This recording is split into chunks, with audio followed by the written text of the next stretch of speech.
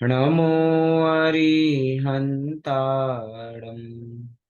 नमो सिद्धाणं नमो आयर्याणं नमो उवझायाणं नमो लोये सव्यसाहूणम्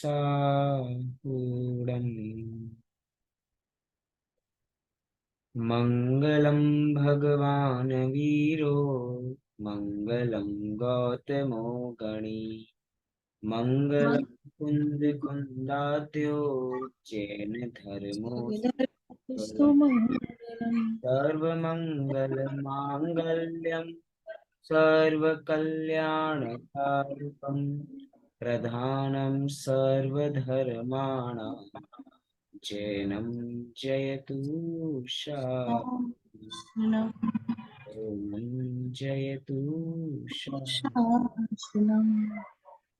मैं ज्ञानानंद स्वभावियों का पाठ प्रारंभ करते हैं। मैं ज्ञानानंद स्वभावी भावी हूँ मैं ज्ञानानंद स्वभावी हूँ।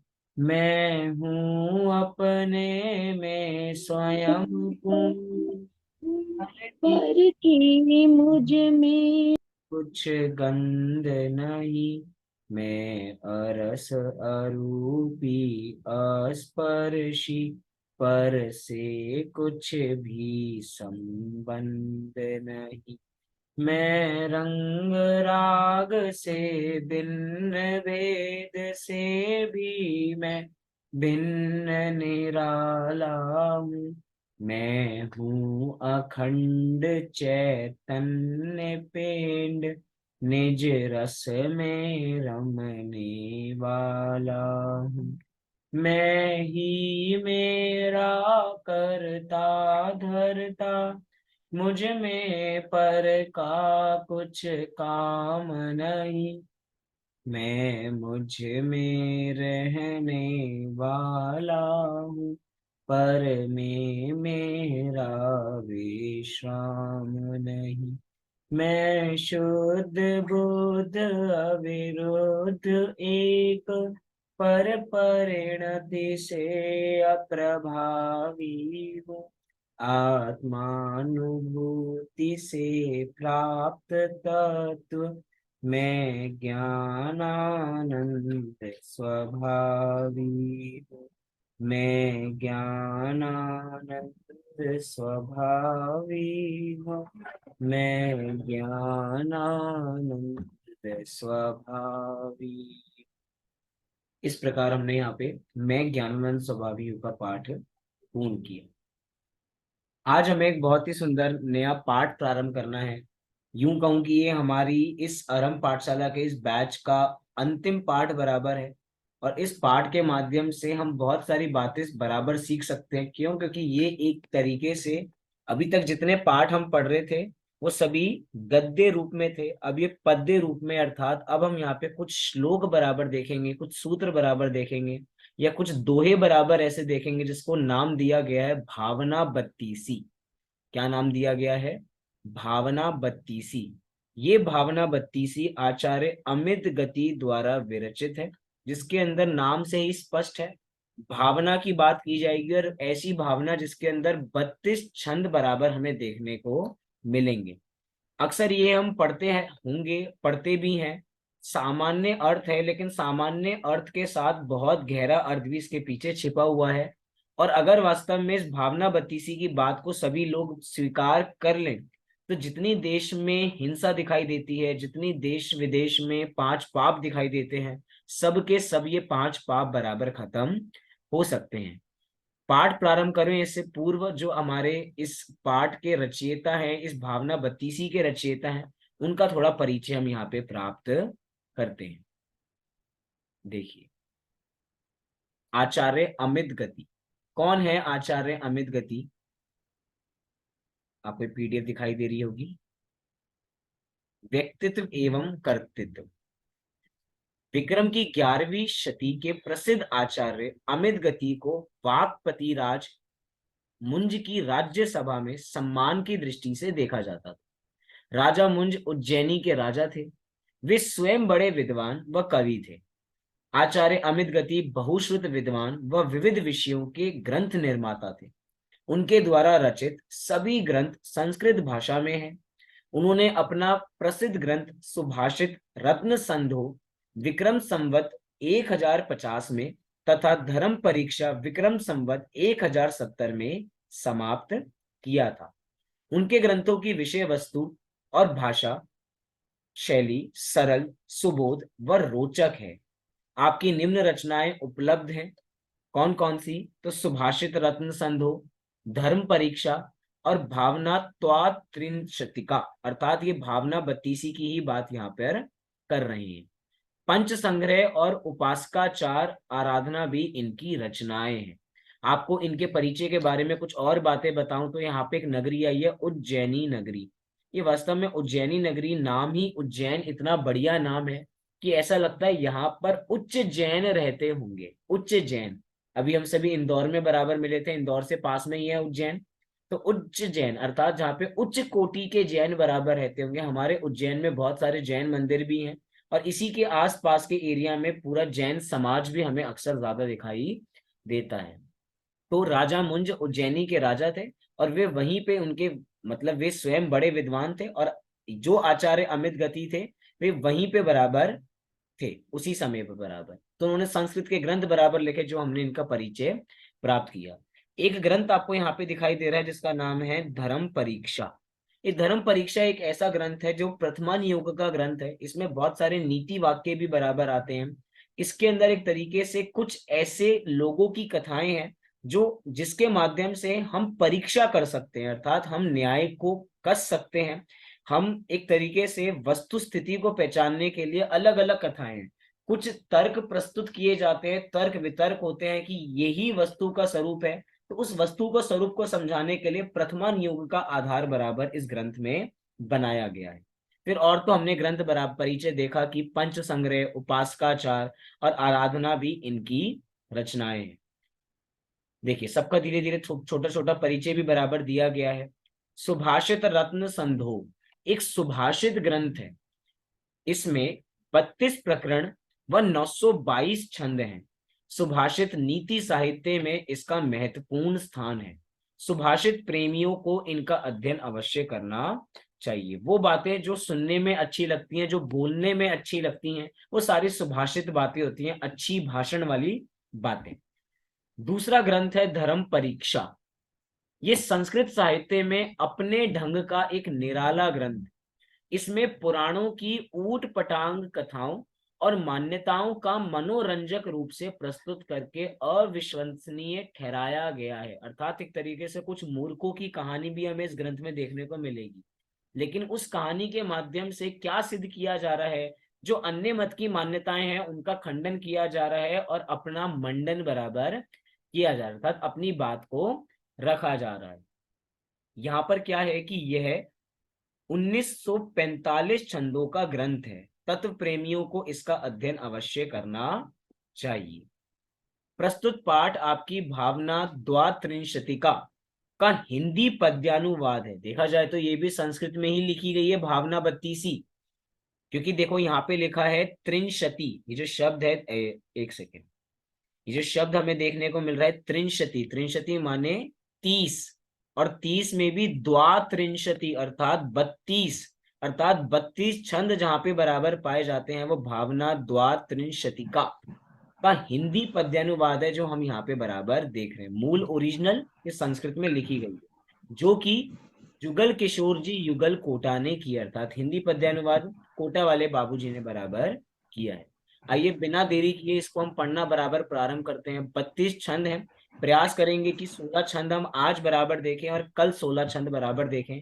ज्यादा इसमें अर्थ की गहराई बराबर मतलब शब्द हमें बड़े कठिन नजर नहीं आएंगे, लेकिन सरल शब्द होते हुए भी इसका भाव बहुत गहरा है। नाम ही भावना बत्तीसी है तो भाव तो इसके अंदर भरा ही है। आइए प्रारंभ करते हैं पहले छंद के माध्यम से ही। पहला, दूसरा, तीसरा, 3 छंद साथ में पढ़ेंगे और उन तीनों के अर्थ बराबर देखेंगे। प्रेम भाव हो सब जीवों से, गुणी जनों में हर्ष प्रभु, करुणा स्रोत बहे दुखियों पर, दुर्जन में मध्यस्थ विभो। यह अनंत बलशील आत्मा, हो शरीर से भिन्न प्रभु।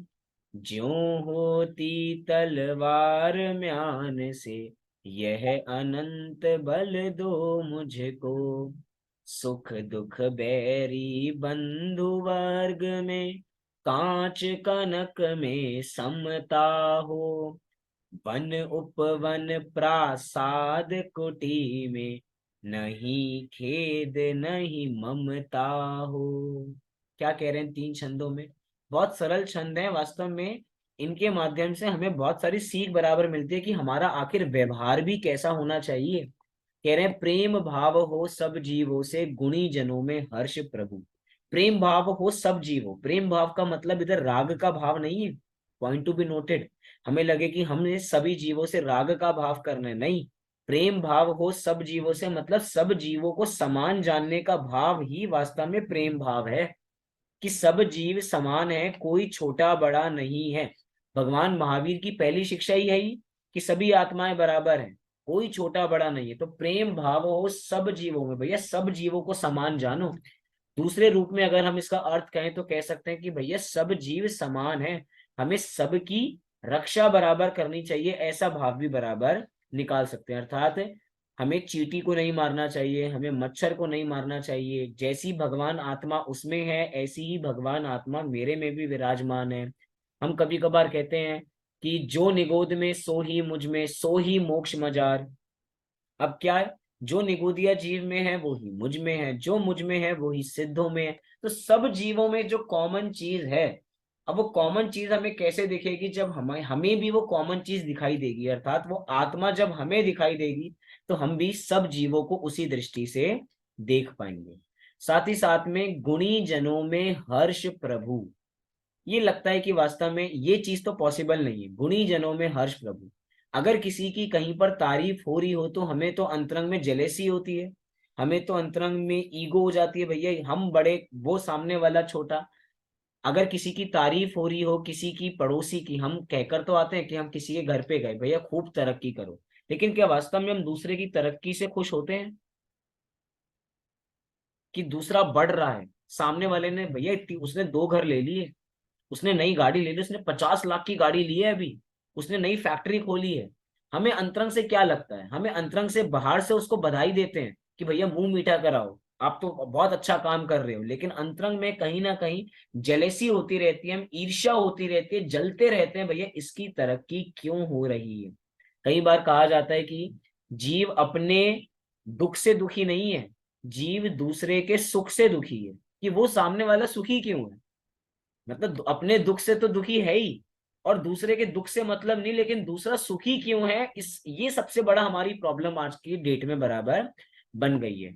और बन भी क्यों गई है? क्योंकि आजकल दिखावा बहुत हो गया है। मतलब हम शोशाबाजी में ज्यादा बराबर बिलीव करते हैं कि भैया हमारे पास इतनी चीजें तो होनी ही चाहिए। स्टेटस सिंबल आजकल कुछ चीजें बन चुकी हैं कि भैया इतनी चीजें होंगी तो हम इतने लेवल पे स्टैंड बराबर करते हैं, कि घर में इतनी चीजें तो होनी ही चाहिए, हमारे हाथ में एक एप्पल का मोबाइल तो होना ही चाहिए। तो भैया थोड़ा वो क्या हो जाता है, थोड़ा स्टैंडर्ड बराबर बन जाता है। लेकिन वास्तव में इन चीजों स्टैंडर्ड नहीं बनता। हम कह रहे हैं गुणी जनों में हर्ष प्रभु, पॉइंट टू बी नोटेड। गुणी जनों में किसी भी व्यक्ति के गुण किसी भी पुद्गल पदार्थ से नहीं बढ़ते हैं। मतलब मेटेरियलिस्टिक चीजें से उसके पदार्थ, उसके सपने बराबर पूरे नहीं होते। गुणी जन हो सकता है, हमारे मुनिराजों को देखिए, हमारे मुनिराज के पास क्या है? उनके पास तो बाहर कोई परिग्रह नहीं है, लेकिन वो गुणीजन है या नहीं है? वे गुणीजन है, और वही वास्तव में गुणीजन है। अर्थात किसी की मतलब तारीफ या किसी में हर गुणीजनों में हर्ष हो रहे हैं तो उनके गुणों के माध्यम से हो रहे हैं। इससे हमें ये बात पता लगता है कि जैन दर्शन व्यक्ति प्रधान दर्शन नहीं है, गुण प्रधान दर्शन है। हम कहते हैं कि भैया हम कल से आपको पूजना प्रारंभ कर देंगे अगर आप वीतरागी सर्वज्ञ हो गए तो। यही हमारा जैन दर्शन है। हमारे यहाँ नाम का महत्व नहीं है। हम भगवान महावीर को, उनका नाम महावीर है इसलिए नहीं पूछते, हम इसलिए पूछते हैं क्योंकि वे वीतरागी हैं, वे सर्वज्ञ हैं। अगर उनका कुछ और नाम होता और उनमें ये गुण होते, हम उनको तब भी पूछते बराबर, क्योंकि हमारे यहाँ गुणों का महत्व है। इसलिए कह रहे हैं गुणी जनों में। और गुणी जनों की भी महिमा तभी आती है क्योंकि उनमें वो गुण विद्यमान रहते हैं। अगर किसी व्यक्ति के चरित्र पे कोई भी दाग बराबर लग जाता है तो बोलो वे अब पूजनीय है या नहीं है? उनकी तारीफ बराबर की जाती है या नहीं की जाती? नहीं की जाती। क्यों? क्योंकि अब उनमें वैसे गुण नहीं है। गुणों का महत्व है तो हमें भी अपने गुणों पर काम करना चाहिए। तो गुणी जनों में हर्ष प्रभु, करुणा स्त्रोत बहे दुखियों पर, दुर्जन में मध्यस्थ विभो। करुणा स्त्रोत बहे दुखियों पर मतलब क्या कि दुखियों पर कौन है वास्तव में दुखी, जिन पे हमें करुणा स्त्रोत बहना है। करुणा स्त्रोत माने अपने हृदय में एक तरीके से ऐसे भाव होने चाहिए कि भैया सब जीवों का कल्याण हो, किसी का वास्तव में कोई जीव दुखी ना हो। ये भाव भी बहुत बड़ा भाव है। जब कभी जीव को तीर्थंकर प्रकृति बंधती है, आपको पता है तीर्थंकर प्रकृति कैसे बनती है? कहा जाता है 16 कारण भावनाओं की भावना भाने से तीर्थंकर प्रकृति बनती है। साथ ही साथ जब जीव ये भावना भाता है कि भैया सब जीवों का कल्याण हो, कोई भी जीव दुखी ना रहे। जिस समय हम भोजन ग्रहण करते हैं तो उस समय क्या भावना भाते हैं कि भैया जितने मुनिराज हैं उन सबका आहार निर्विघ्न रूप से हो, जितने ज्ञानी हैं उनका जितना भी भोजन है वह निर्विघ्न रूप से हो, कोई भी विघ्न उसमें ना आए, किसी प्रकार का उनको दुख बराबर ना हो। तो ऐसी भावना मात्र से ही, क्योंकि भावना बत्ती सी है ना, ऐसी भावना मात्र से ही यही हमारी उन जीवों के प्रति करुणा है। हो सकता है कि भैया सबके पास, हम कहते हैं ना तन मन धन से हमें सहयोग करना चाहिए। हो सकता है हमारे पास धन नहीं है लेकिन हमारे पास मन तो है ना। अगर हमारी भावना अच्छी है तो सारा कार्य बराबर होता है। एक बहुत पंच कल्याणकों में अक्सर एक भजन गाया जाता है कि बुढ़िया की लुटिया गजब कर गई। अब वो छोटी सी लुटिया है, अब वो बुढ़िया की लुटिया गजब कर गई। अब उसमें इतनी चीजें, मतलब इतना सामान निकलता जा रहा है कि छोटी सी लुटिया ही तो है, लेकिन उस बुढ़िया की भावना अच्छी है। भजन के शब्द ऐसे हैं लेकिन उनकी भावना अच्छी है, इसके वजह से सारा कार्य बराबर होता है। जरूरी नहीं है हमारे पास अर्थ हो, हमारे पास मन होना चाहिए, हमारे पास तन है, हम उसके माध्यम से भी जीवों का कल्याण बराबर जितने हम निमित्त बन सकते हैं उसमें निमित्त बन सकते हैं। तो करुणा स्तोत बहे दुखियों पर, दुर्जन में मध्यस्थ देखो। दुर्जनों में कैसा रहना है? दुर्जनों में मध्यस्थ रहना है। Point to be noted. गुणी जनों में तो हर्षित होना है, दुखियों पर करुणा स्त्रोत बहना है, लेकिन जो दुर्जन है उनमें मध्यस्थ रहना है। ना भैया उनकी तरफदारी करनी है, ना उनसे किसी प्रकार का द्वेष करना है। कैसे रहें? मध्यस्थ रहें, अर्थात कहना चाहते हैं उनसे दूर रहें। मध्यस्थ, उनसे हमें कोई मतलब नहीं है दुर्जन से, क्योंकि दुर्जन की रंच मात्र संगति भी हमें खराब बराबर कर सकती है। मतलब कहते हैं कि एक फल पूरे टोकरी में जितने फल है उसको खराब बराबर कर सकता है, उसमें इतनी शक्ति बराबर है। हम रंच मात्र भी थोड़ी देर भी बुरी संगति करेंगे तो हम भी बुरे बराबर बन सकते हैं।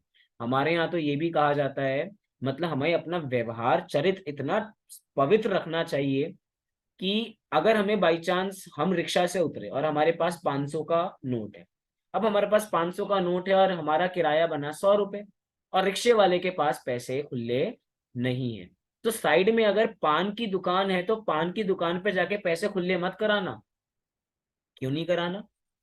पॉइंट, ऐसा क्यों क्यों नहीं करा सकते? पान की दुकान पे जाके बाई चांस वहां पे कोई सज्जन जा रहा और उसने हमें देखा, भैया ये पान की दुकान पे खड़े थे, हम ऐसा कोई काम ही क्यों करें कि हमें वहां पर जाना पड़े? हो सकता है कोई दूसरे दुकान बराबर देखो। हमें रंच मात्र भी, मतलब एक समय भी वैसी संगति नहीं करनी, क्योंकि वहां पे वैसे ही लोग खड़े होंगे। वहां पे पान की दुकान पे पान खा रहे होंगे, कोई सिगरेट बराबर कर रहा होगा, कोई तंबाकू खा रहा होगा, उनके बीच में हमें रहना ही क्यों है? हम कह रहे हैं हम उनसे सदैव बराबर दूर रहेंगे, और दूर रहने का एक ही ऑप्शन है कि हम सज्जनों की संगति करें।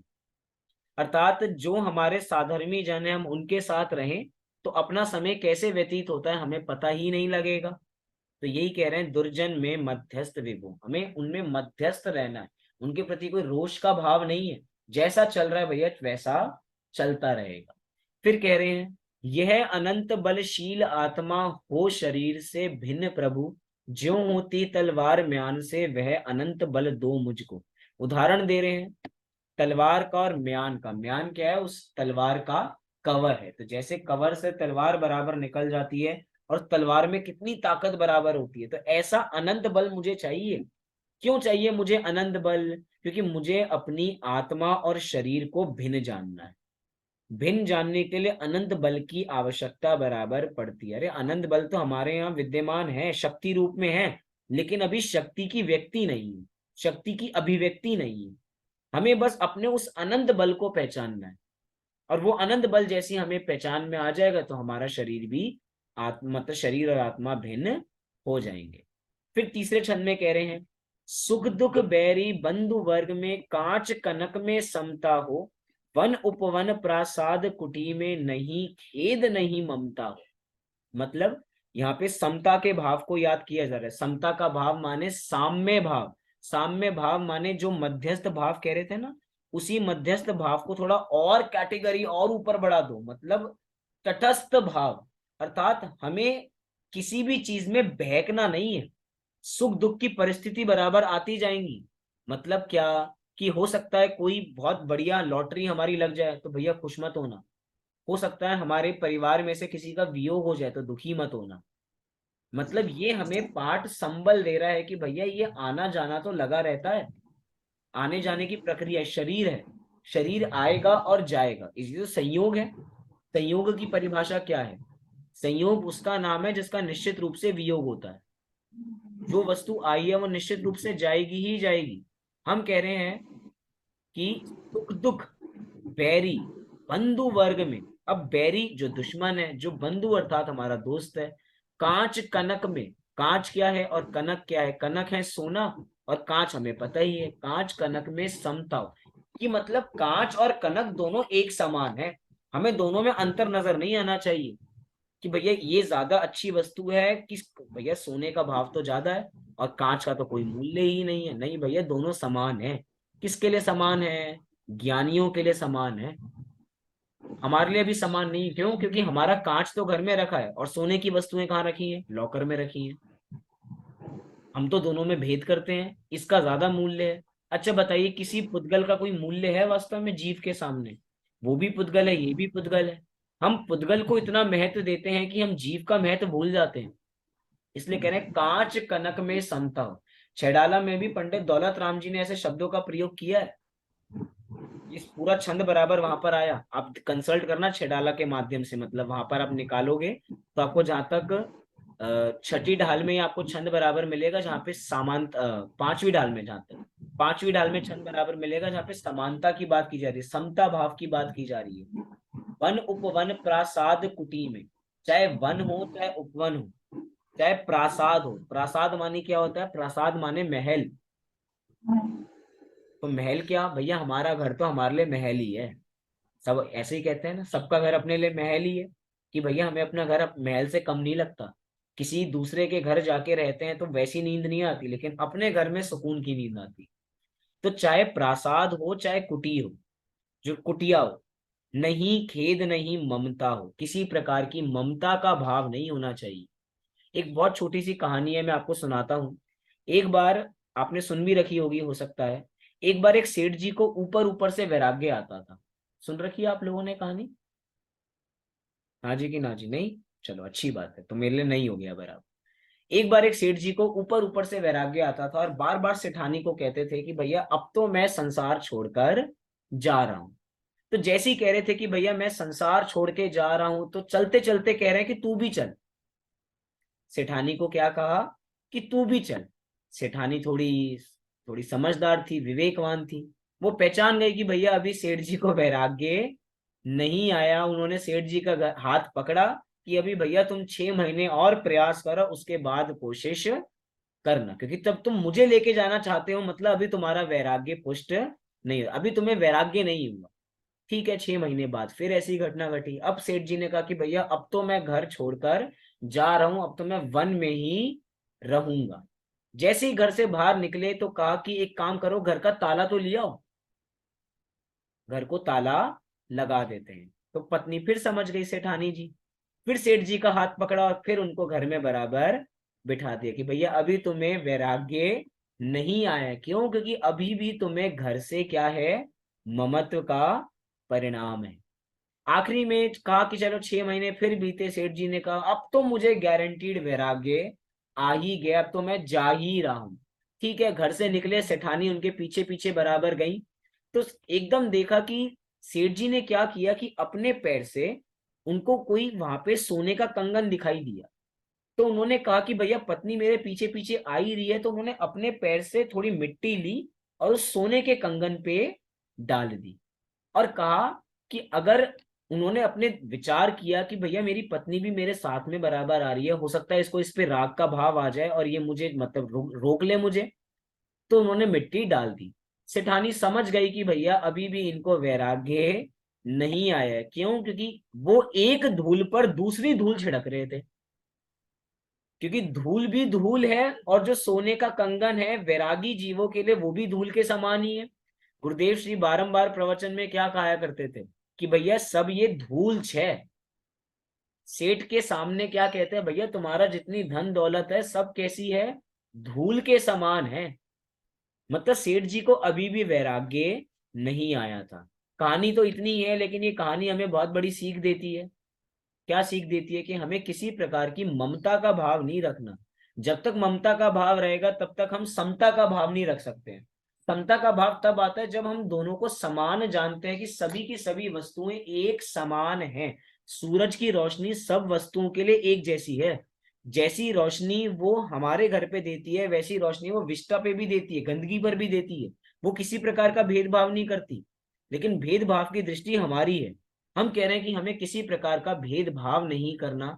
और भेदभाव कब नहीं होगा? जब ममता का परिणाम नहीं होगा, और जब ममता का परिणाम नहीं होगा तब खेद का परिणाम नहीं होगा। यही कह रहे हैं, सुख दुख बैरी बंधु वर्ग में, कांच कनक में समता हो, वन उपवन प्रासाद कुटी में, नहीं खेद नहीं ममता हो। अर्थात समता का भाव लाना है। कोई वस्तु अच्छी नहीं। अच्छा ये बताओ कि शाही पनीर अच्छा है या टिंडे तोरी की सब्जी अच्छी है, ये खिचड़ी अच्छी है? अब वस्तुएं हम ऐसी बराबर ले सकते हैं? अच्छा, गुलाब जामुन ज्यादा अच्छा है या करेला ज्यादा अच्छा है? क्या अच्छा है, गुलाब जामुन या करेला? अरे हम कोई बीमार थोड़ी है जो करेला खाएंगे।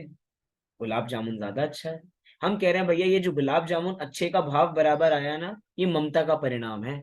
मैं उदाहरण बस इसलिए दे रहा हूं कि हम कनेक्ट थोड़ा ज्यादा कर पाए। ये सभी वस्तुओं पे बराबर लग सकता है। हम अपने पूरे जीवन भर में किसी से राग करते हैं और किसी से द्वेष करते हैं। हम कह रहे हैं हमें किसी से राग नहीं करना, किसी से द्वेष नहीं करना। इसका नाम क्या है? इसका नाम वास्तव में समता का परिणाम है, समभाव है। समभाव माने सबको समान जानने का भाव, कि सारी वस्तुएं समान ही है। कोई किसी के लिए अच्छा नहीं है, कोई किसी के लिए बुरा नहीं है। करेले करेले की जगह है, रसगुल्ला रसगुल्ले की जगह है, गुलाब जामुन की जगह है। कोई वस्तु अच्छी या बुरी बराबर नहीं है। देखिए अब आगे के तीन छंद बराबर देखते हैं, फिर उनका अर्थ हम यहाँ से देखेंगे। चौथा छंद। जिस सुंदरतम पथ पर चल कर जीते मोह मान मन मत, वह सुंदर पथ ही प्रभु मेरा बना रहे अनुशीलन पथ। एक इंद्रिय आदिक प्राणी की यदि मैंने हिंसा की हो, शुद्ध हृदय से कहता हूँ वह निष्फल हो दुष्कृत्य प्रभु। मोक्ष मार्ग प्रतिकूल प्रवर्तन जो कुछ किया कषायों से, विपथ गमन सब कालुष मेरे मिट जाए सद्भावों से। क्या कह रहे हैं इन तीन छंदों में? जिस सुंदरतम पथ पर चलकर जीते मोह मान मन मत, मतलब जिस सुंदर पथ पर चलकर आपने सारे मोह मान को बराबर जीत लिया है, उस पथ को मैं भी बराबर जीतना चाहता हूं। मनमत माने कामदेव, मनमत माने कामदेव, अर्थात कामदेव रूपी मोह मान को जैसे आपने जीत लिया है। कैसे जीत लिया है? उस सुंदरतम पथ पर चलकर। वो सुंदरतम पथ कैसे प्राप्त होगा? कह रहे हैं वह सुंदर पथ ही प्रभु मेरा बना रहे अनुशीलन पथ। अर्थात अनुशील, अनुशीलन मतलब अनु माने पीछे, साथ साथ, और साथ साथ की वही मेरा आदर्श पथ है, और कोई दूसरा मार्ग बराबर नहीं। जैसे पथिक कहते हैं ना, पथिक, जो पथ पर चलते हैं उनको पथिक बराबर कहा जाता है। तो भैया हमारे लिए मोक्ष मार्ग के पथिक आप हो। अर्थात जिस पथ पे आप चले हो, हे भगवान मैं भी उसी पथ पे बराबर चलूंगा, मुझे कोई नया पथ डेवलप नहीं करना। मुझे पता है कि मोक्ष मार्ग कैसे जाया जाता है, तो भैया सम्यक दर्शन, सम्यक ज्ञान, सम्यक चारित्र, यही सुंदरतम पथ है। इसी पे आप चल के मुक्ति की प्राप्ति करे हो, और मैं भी इसी पथ पे चलूंगा तो मुझे होगी, अन्यथा नहीं होगी। और वो मुक्ति का मार्ग आपको कैसे मिला था? भेद विज्ञान से मिला था। समय सार में एक बहुत ही सुंदर कलश बराबर आता है, वहां पे कहा जाता है, भेद विज्ञानता सिद्धा सिद्धा ये किल केचना, अस्य भावतो बद्धा बद्धा ये किल केचना। क्या कह रहे हैं?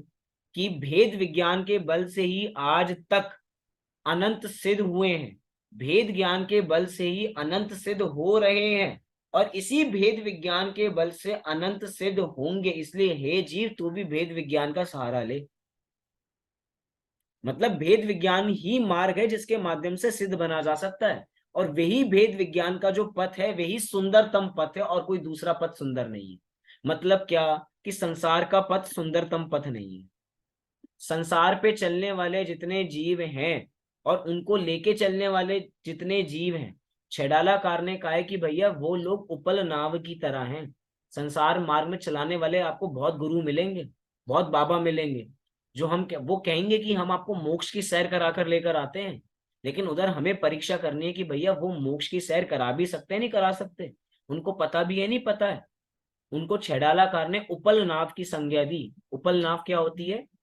पत्थर की नाव। कि पत्थर की नाव वो होती है जो स्वयं भी, मतलब जो उसका सहारा लेता है वो स्वयं भी डूबता है, और वो पत्थर तो स्वयं भी डूबने वाला है।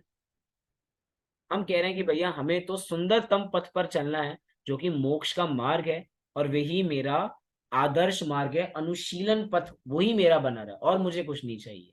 लेकिन हो सकता है मेरे से बहुत सारी भूल चूक हुई हो, तो वो कौन सी भूल चूक हुई होंगी? तो नीचे बता रहे हैं, एक इंद्रिय आदिक प्राणी की यदि मैंने हिंसा की, यदि मैंने, यदि मैंने मतलब मेरा भाव नहीं है क्या हमारा भाव? कि हम किसी जीव को सताना चाहते हैं क्या?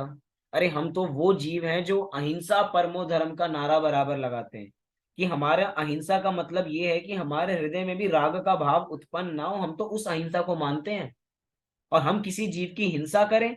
नहीं भैया, हमसे ऐसा कार्य बराबर नहीं हो सकता। लेकिन बाई चांस यदि अगर किसी एक इंद्रिय आदिक जीव की हिंसा मेरे माध्यम से हुई हो, तो शुद्ध हृदय से कहता हूं वह निष्फल हो दुष्कृत्य प्रभु। अर्थात कि शुद्ध हृदय से कहता हूं कि मैंने उसका पश्चाताप कर लूंगा। मैं वो जितनी मेरी गलतियां भैया उनको हटा दो, वो मैंने भूल चूक के माध्यम से बाई चांस हुई है, लेकिन मैं करना चाहता नहीं हूं। ऐसी हमसे दिन में कितनी भूलें होती होंगी। वास्तव में तो हम किसी नियम के साथ कोई काम करते नहीं है। मतलब हमारा कोई नियम नहीं है कि हम किसी जीव को नहीं मारेंगे। क्या हमने ऐसा नियम ले रखा है? हाँ जी कि ना जी? कि हम एक इंद्रिय जीव को नहीं मारेंगे, ऐसा हमने कोई नियम लिया? नहीं। दो इंद्रिय को नहीं मारेंगे, ऐसा नियम लिया? नहीं। हम कह रहे हैं कि बाई चांस मारना चाहते नहीं है, लेकिन अगर मर जाए तो हम सावधानी से हर काम कर रहे हैं। और वास्तव में तो गृहस्थ जीवन ऐसा है कि हम उसमें हिंसा से बच ही नहीं सकते हैं। गृहस्थी में तो कितने पाप हैं, सुबह से ही सारे पाप शुरू हो जाते हैं। कितने सारे गृहस्थी में कितने सारे काम बराबर होते हैं। घर में खाना बनता है, घर में कपड़े धुलते हैं, घर में सफाई बराबर होती है, कितनी सारी उठापटक बराबर करनी पड़ती है। अभी सर्दियां बराबर गई हैं तो सर्दियों के कपड़े रखे होंगे हमने, गर्मियों के कपड़े निकाल लिए, गर्मियां जाएंगी तो सर्दियों के कपड़े निकाल लेंगे। कितनी उठक पटक बराबर करनी पड़ती है। जिनके घर बिल्कुल मंजिलों वाले हैं, हमारा जैसे मंजिल का घर है कि फर्स्ट फ्लोर भी है हमारे पास, सेकंड फ्लोर भी है, तो सफाई करने में 2 घंटे लग जाती है काम वाली बाई।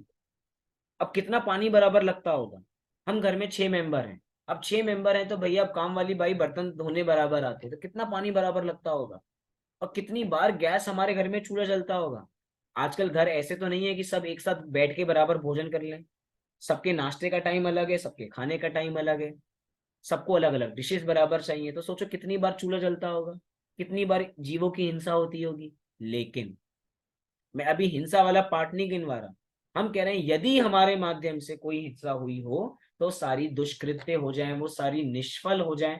मैं शुद्ध हृदय से ये भावना बाता हूं कि मैं किसी जीव की हिंसा करना नहीं चाहता। छठे छंद में कह रहे हैं, मोक्ष मार्ग प्रतिकूल प्रवर्तन जो कुछ किया कषायों से, विपत गमन सब कालुष मेरे मिट जाए सद्भावों से।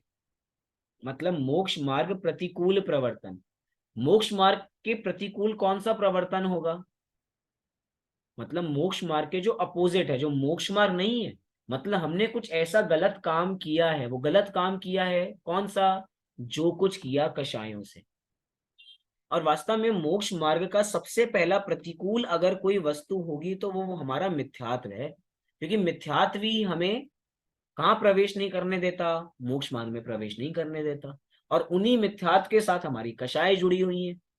इसलिए कह रहे हैं मोक्ष मार्ग प्रतिकूल प्रवर्तन जो कुछ किया कषायों से, अर्थात कषाय हमें मोक्ष मार्ग में आगे बढ़ने नहीं दे रही है। तो बोलो हमें अपने मिथ्यात्व का त्याग करना है या नहीं करना है? मिथ्यात्व का त्याग करना है, सबसे बड़ी बात है।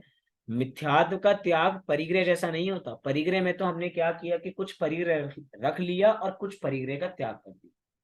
लेकिन मिथ्यात्व में ऐसा कर सकते हैं क्या कि 50% रख लूं और 50% छोड़ दूं? भैया मिथ्यात्व तो पूरा ही त्याग करना पड़ेगा। इसीलिए कह रहे हैं कि मोक्ष मार्ग प्रतिकूल प्रवर्तन जो कुछ किया कषायों से, विपत गमन सब कालुष मेरे मिट जाए सद्भावों से। कि भैया बहुत कलुषता हो गई है, बहुत कालस हो गई है। विपत गमन, क्योंकि मैं कौन से गमन में चला गया? विपत गमन, जिस रास्ते मुझे जाना नहीं था मैं उस रास्ते बराबर चला गया, अर्थात खोटा मार्ग। जिस खोटे मार्ग में मुझे गमन नहीं करना था उस मार्ग में मैं चला गया, लेकिन कैसे बचूंगा? मिट जाए सद्भावों से।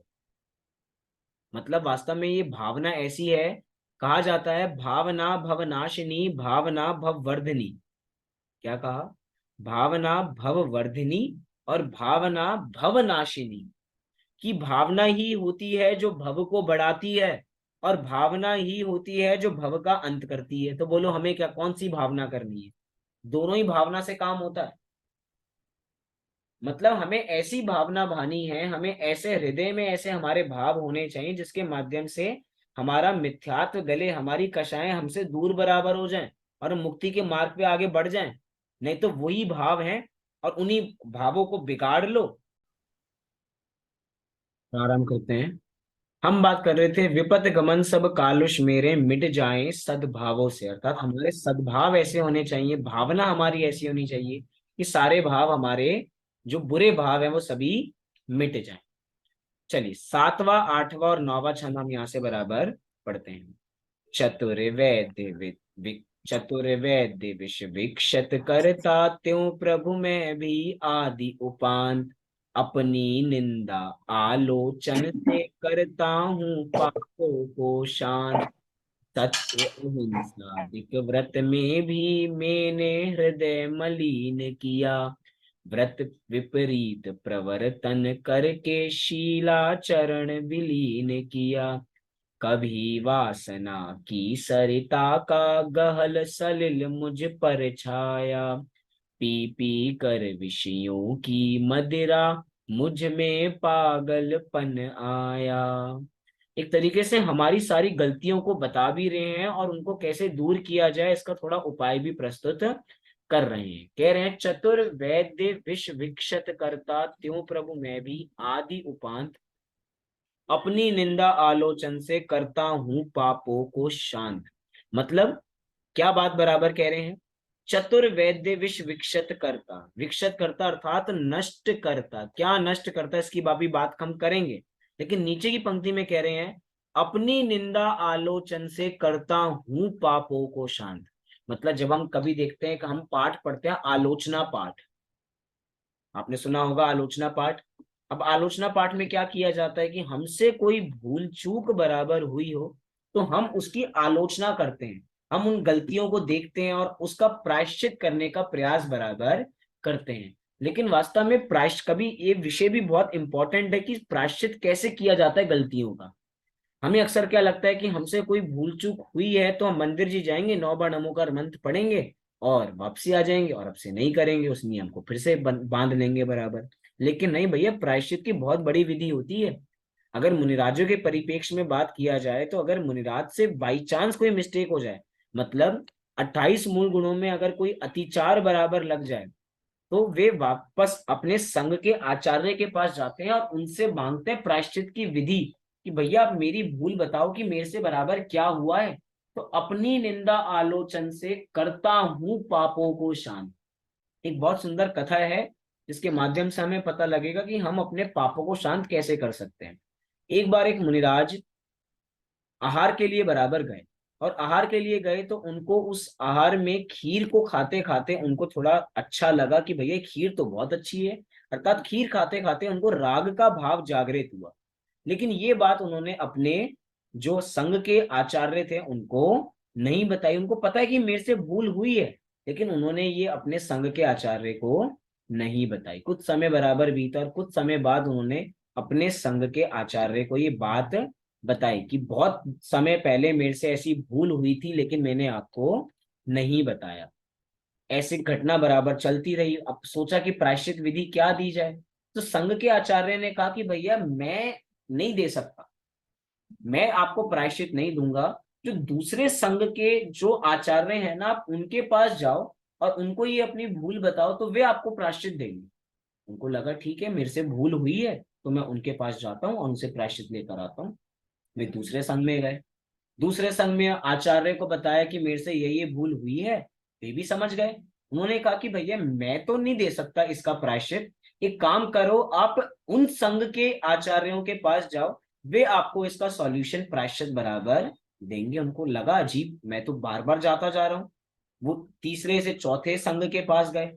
चौथे संघ के मुनिराज को ये बात बताई, आचार्यों को बात बताई। उन्होंने कहा कि मैं नहीं दे सकता प्रायश्चित विधि इसकी, आप पांचवें संघ के पास जाओ।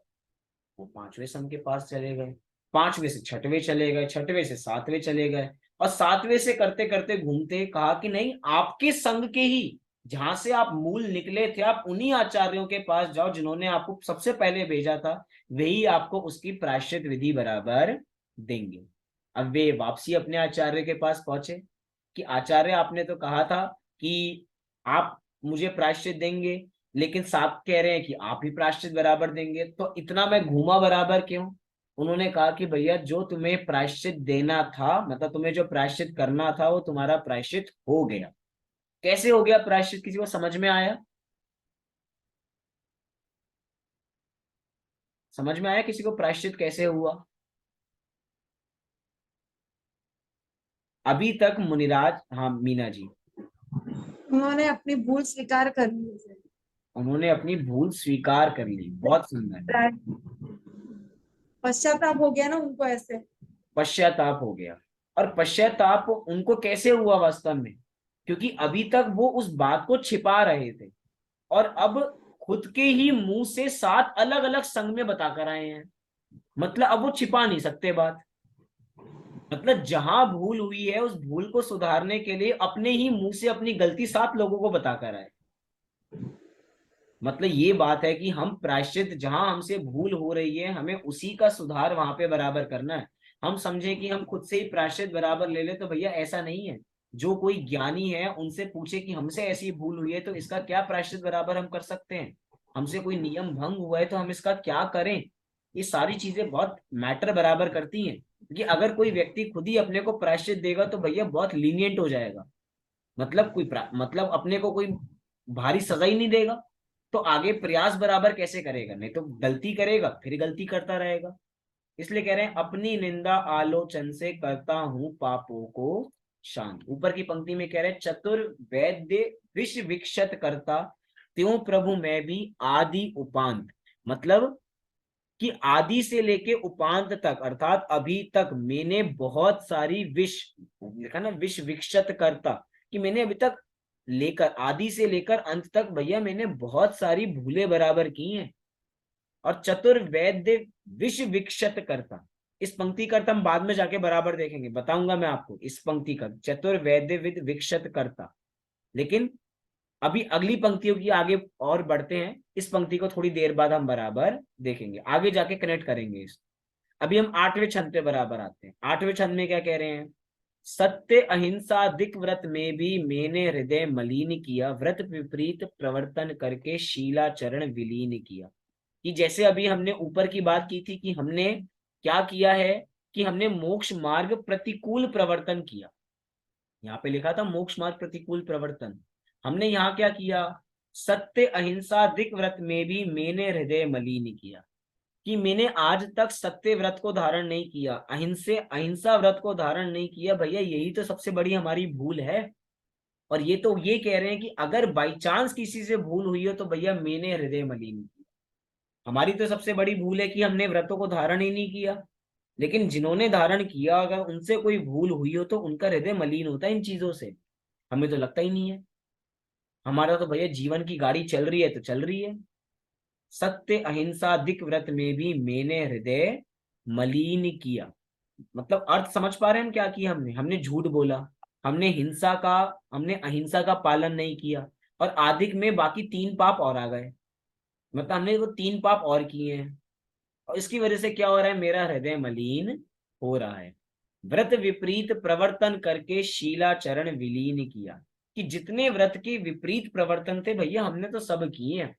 किसी सामान्य व्यक्ति से पूछो कि भैया आप सप्त व्यसन करते हो, तो कहेगा हाँ भैया हम सातों के 7 व्यसन करते हैं। उसको चाहे नाम नहीं पता होंगे, लेकिन बताइए, जुआ खेलना, जुआ, आमिष, मदिरा, दारी, आखेटक, चोरी, परनारी, ये 7 व्यसन बराबर है। सातों के 7 व्यसन में अधिकतर हमें जीव लवलीन बराबर दिखाई देंगे। और जब सातों के 7 व्यसनों में लवलीन है, हो सकता है हम लोग कहें कि भैया हम तो 7 व्यसन नहीं करते।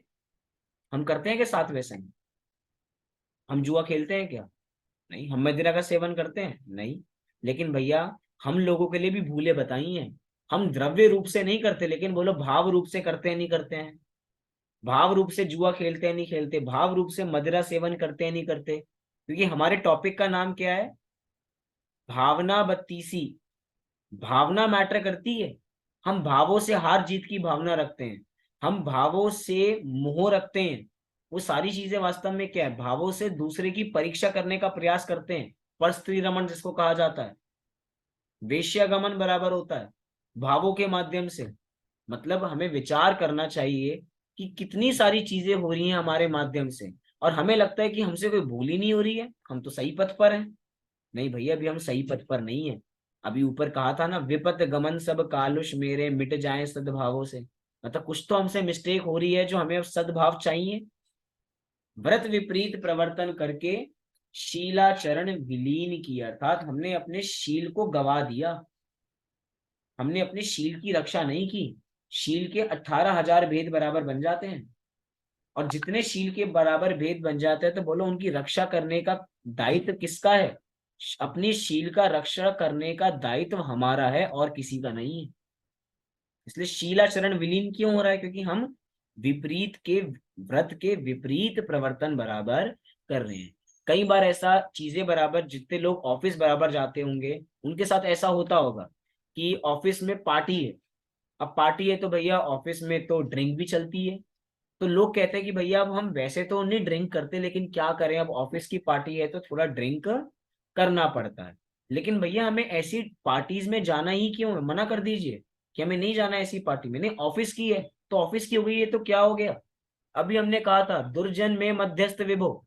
हमें एक समय ऐसे लोगों के साथ बराबर नहीं रहना कि हम अपने शील पर उंगली बराबर उठाएं। शील पर उंगली बहुत जल्दी लग जाती है, मतलब हमारे चरित्र पे दाग बहुत जल्दी लग जाता है। मेरे पीछे व्हाइट बोर्ड है, व्हाइट बोर्ड पे एक टीचर ने एक ब्लैक डॉट बनाया, और सभी बच्चों से पूछा बताओ बच्चों क्या दिखाई दे रहा है?" सब बच्चों ने क्या कहा?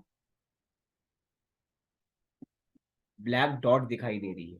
मैंने व्हाइट शर्ट पहन रखी है ना, मैं कॉलेज इसको ही पहन के अभी गया था व्हाइट शर्ट को, तो पूरे दिन इसको बचाता रहा कि गंदी ना हो जाए, गंदी ना हो जाए। अगर बाई चांस एक भी इस पे दाग लग जाए तो क्या दिखेगा? लोगों को व्हाइट शर्ट नहीं दिखेगी, लोगों को उस व्हाइट शर्ट पे छोटा सा लगा हुआ दाग दिखाई देगा। ऐसे ही हमारा चरित्र ऐसा ही है। चरित्र को बनाने में समय लगता है, शील की सुरक्षा करने में समय लगता है, लेकिन उसको गंवाने में समय नहीं लगता। एक छोटा सा दाग हमारे पूरे जीवन भर की काली बराबर उस पर पुत सकती है। इसलिए कह रहे हैं कि भैया व्रत विपरीत प्रवर्तन करके शीलाचरण विलीन किया। हमें ऐसा कोई व्रत का विपरीत पालन नहीं करना कि हमारे माध्यम से ऐसा कोई कार्य बराबर हो। फिर देखिए, फिर लिखा, कभी वासना की सरिता का गहल सलिल मुझ पर छाया, पी पी कर विषयों की मदिरा मुझ में पागलपन आया। मुझ में पागलपन आया। ये पागलपन क्या है वास्तव में? देखिए जो पागल शब्द है ना बहुत इंपॉर्टेंट है, पागल। वैसे तो इसको अच्छे अर्थ में लिया जा सकता है पागल शब्द को। पागल वो होते हैं जिन्होंने अपने पापों को गलाया है, वो होते हैं पागल। क्या? जो अपने पापों को गलाते हैं वास्तव में वो होते हैं पागल। लेकिन इधर ये वो वाला पागल का अर्थ नहीं है। इधर तो पागल जो लोक संज्ञा में कहा जाता है ना, अज्ञानी को, मूर्ख को, वो पागल। तो पी पी कर विषयों की मदिरा मुझ में पागलपन आया। हम तो मदिरा नहीं पीते, लेकिन भैया विषय रूपी मदिरा पीते हैं, नहीं पीते हैं? 24/7 हर समय विषयों की मदिरा में लगे हुए हैं। अच्छा ये बताइए, इस क्लास के बाद क्या करने वाले हैं?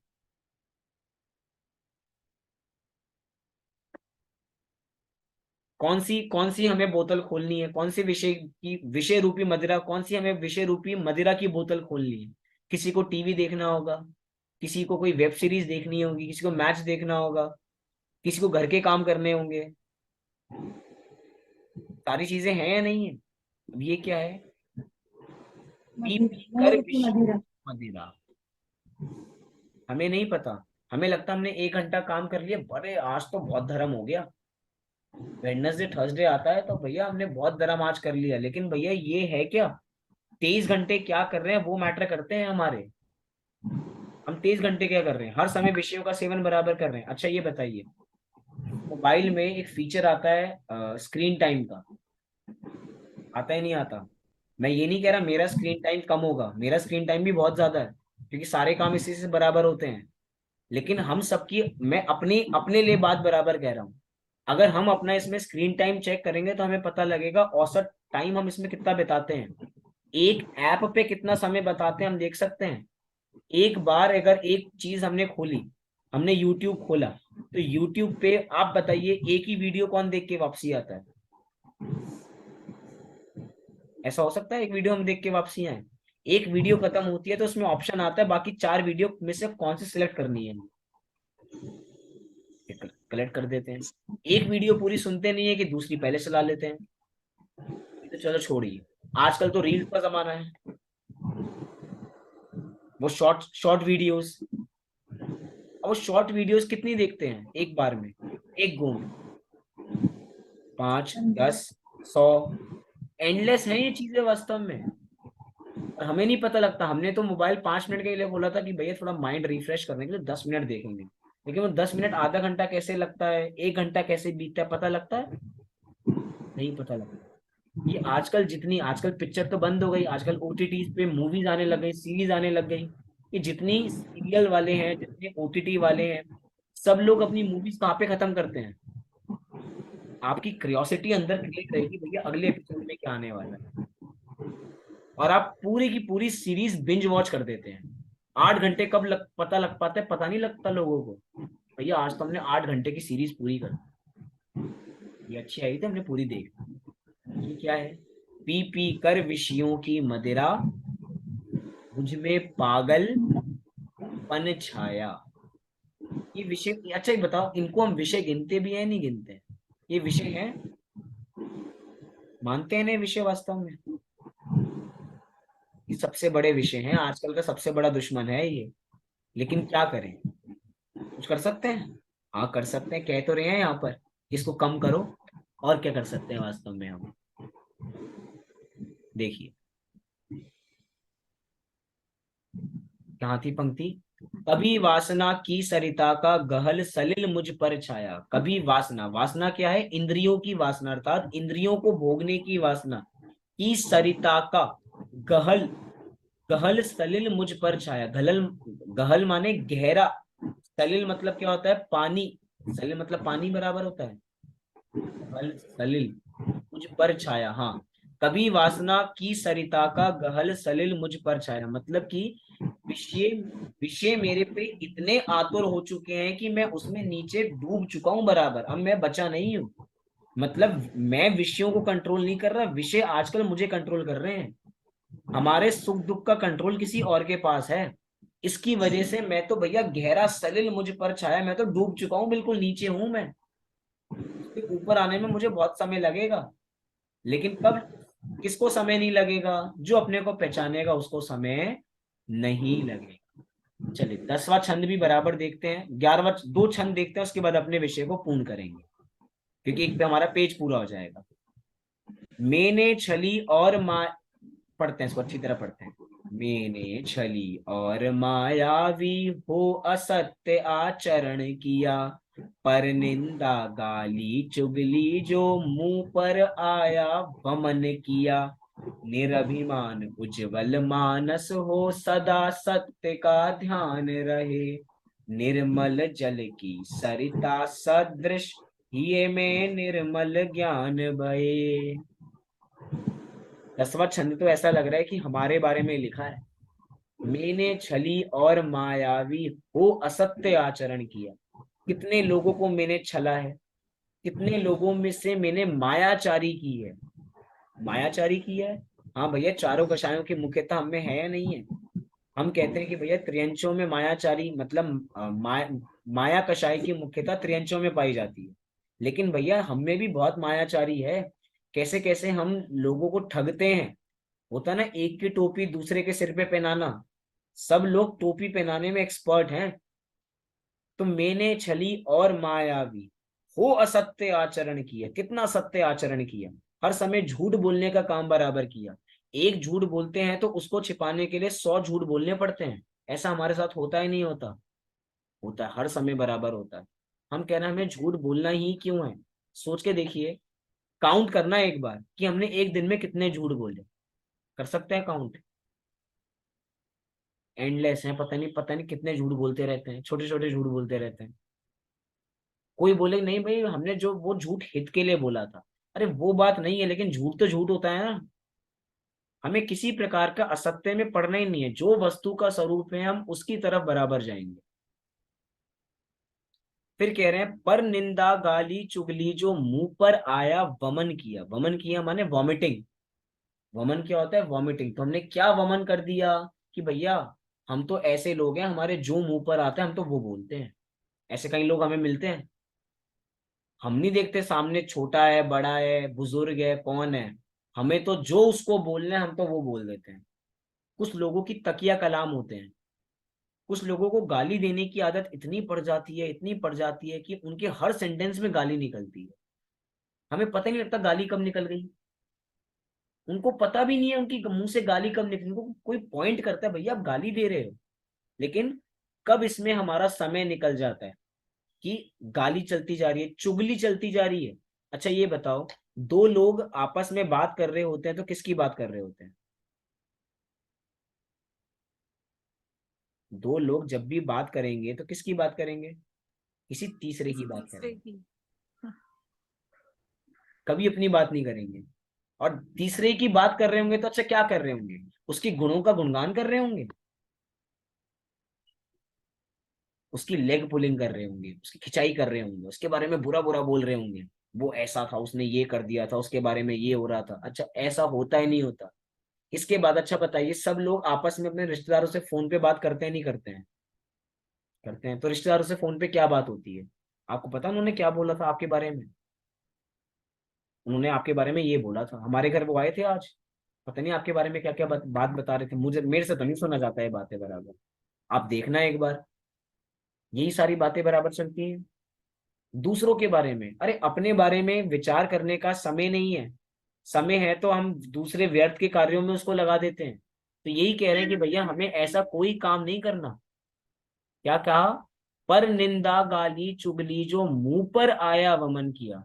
और जो बिना सोचे विचारे ऐसा काम करते हैं भैया उनको ऐसा ही सुनने को मिलता है। कहते हैं ना, टिट फॉर टैट। जो जैसा करता है उसको वैसा ही भुगतना पड़ता है। अगर हम किसी को गाली देते हैं तो भैया सामने से भी गाली ही सुनने को बराबर मिलती है। हम किसी के साथ बुरा करेंगे, हम किसी की चुगली करेंगे तो कोई हमारी चुगली कर रहा होगा, कोई हमारी लेग पुलिंग कर रहा होगा पीछे से बैठकर, कोई हमारे बारे में बुरा बोल रहा होगा। हम किसी के बारे में बुरा नहीं बोलते, क्यों? क्योंकि हमें कोई बुरा लगता ही नहीं है। जिसे बुरा लगेगा उसको, उसके साथ दिक्कत है। 11वां छंद। निरभिमान उज्जवल मानस हो सदा सत्य का ध्यान रहे। कि मैं कैसा हूं? निरभिमान हूं, किसी प्रकार का अभिमान नहीं है।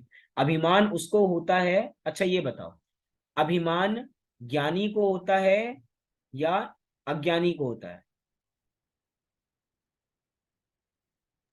अज्ञानी को होता है। अज्ञानी को होता है अभिमान, और वो अभिमान व्यर्थ का अभिमान। मैं चौड़ा, मतलब मैं चौड़ा बाजार सकरा, कि मैं चल रहा हूं तो भैया मैं ही सर्वे सर्वा हूं, मैं ही इसका करता धरता हूं।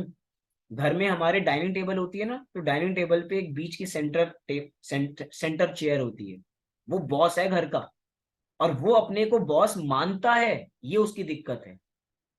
देखो बॉस है, लेकिन अपने को बॉस मानना, भैया मैं हूं तो ये घर चलता है, मैं नहीं हूं तो घर है ही नहीं।